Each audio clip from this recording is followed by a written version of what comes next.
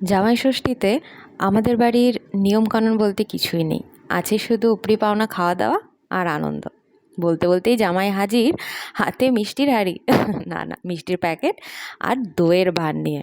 এখানে টিফিনে ছিল ঘুগনি আর পরোটা, আর এখন তো ফল মানেই ফলের রাজা আম, আর কেউ কিচ্ছু খাবে না। তবে এই ফলটা মানে এই আমটা কিন্তু আমাদের গাছের নয়, হ্যাঁ, বাজারে অন্য কোনো গাছে। খুব মিষ্টি ছিল, দেখবেন। এখন স্বাদ নিচ্ছি, এই দেখুন, মুখের এক্সপ্রেশন দেখেই বোঝা গেল তো। ভাই এসেছিল 1 সপ্তাহ হলো নাইট শিফটে, ওয়ার্ক ফ্রম হোম থেকে।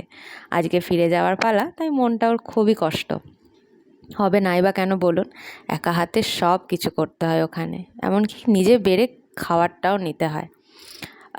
বি শিফট সোমবার থেকে, তাই রোববারেই ওকে ফিরে যেতে হলো।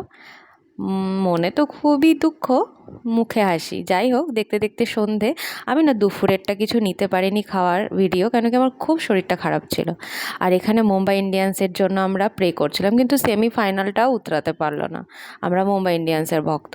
যাই হোক, বেটার লাক নেক্সট টাইম। দেখতে দেখতে সন্ধেবেলা আমরা সব গল্প করছি, দেখো দিদির হাতে কৃষের ছোটোবেলার ভিডিও দেখছি। দিদিও এসেছিলো সেদিন, খুব মজা করেছি। শরীরটা খারাপ বলে একটু দিনটা টলমলো হয়ে গেছিলো, কিন্তু তাও যতটুকু পেরেছি দিনটাকে মন দিয়ে উপভোগ করেছি। আর দিদি, নিধি এরা এলে একটা আলাদা আনন্দ। দেখতে দেখতে রাতের ডিনার চিংড়ি মাছ আর চিকেন, তাছাড়া তো অভিয়া সেরম ভালো কিছু খায় না, তো মা ওটাই করেছিল। তো চলুন, আজকের ব্লগটা এই অবধি। আপনারাও আনন্দে থাকুন। টাটা।